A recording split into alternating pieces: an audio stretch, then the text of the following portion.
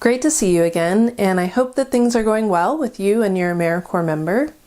I wanted to talk today about the idea of how your member continues their development, professional and leadership development, how you can support that without either taking up all of your time, as well as taking into consideration the real thing about Zoom fatigue and spending too much time in front of a screen.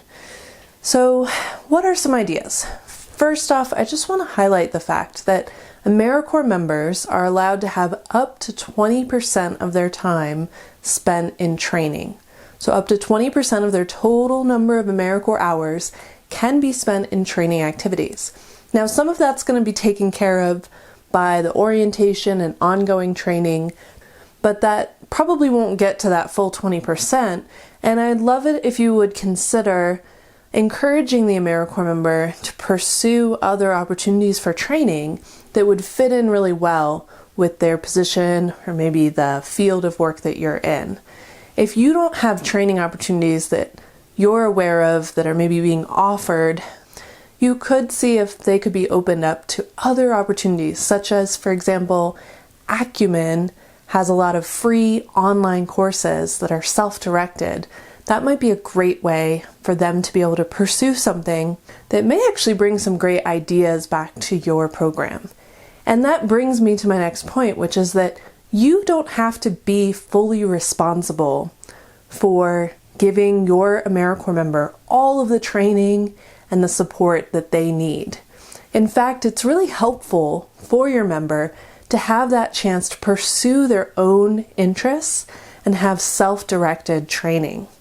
Whether that's taking a course like Acumen, or whether that's something like giving them a project-based learning opportunity.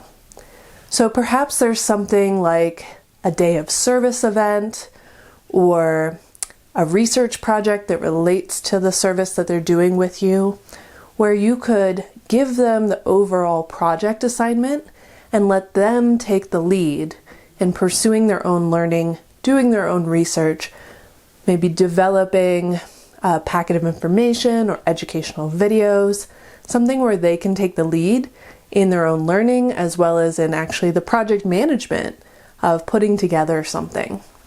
So that's just a really great way to give your AmeriCorps member that deeper learning experience while also hopefully giving you a little bit more time back because you don't need to be as directly involved in the process. Another thing is that if it's not a whole project, maybe there's an individual opportunity. For example, maybe you could give them the chance to interview someone, and whether that's someone in your organization, maybe someone who's on the board, to learn more about what they do, or a shadowing opportunity.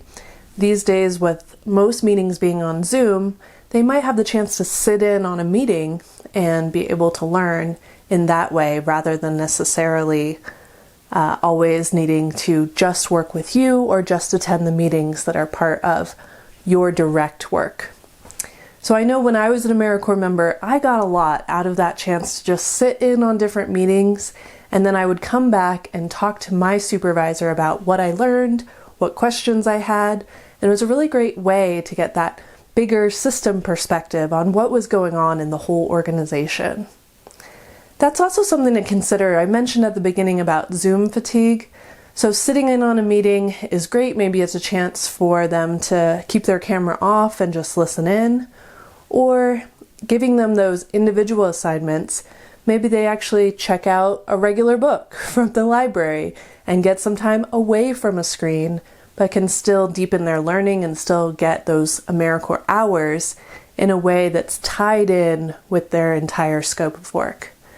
So giving them that balance of meetings, involving them in the scope of work that you're doing, which probably will involve them maybe spending more time in front of a screen, but also having those options to either just have a phone call or read something offline that can mix it up, because I know all of us are getting a little overwhelmed with the amount of time we're spending in front of a screen. So those are just a few ideas. In general, I just want to highlight the fact that one, it doesn't all have to be you and the AmeriCorps member every step of the way. Everything they learn directly from you. It's okay to give your AmeriCorps member some of that autonomy to pursue their own learning. Now, this is something you'll have to be a little bit thoughtful about if it's at the beginning of their AmeriCorps term, because you do have to spend more time in that accompaniment phase if they're still waiting on their background check results to get back. So if your AmeriCorps member hasn't been approved past their background check completely, if they're still in accompaniment, just be aware that that might hinder a little bit of how much they can do on their own without that direct accompaniment. But otherwise, that opportunity to pursue their own learning, have some autonomy, is actually a really great way to help your AmeriCorps member develop not only their knowledge, but also those critical thinking and independent learning and leadership skills.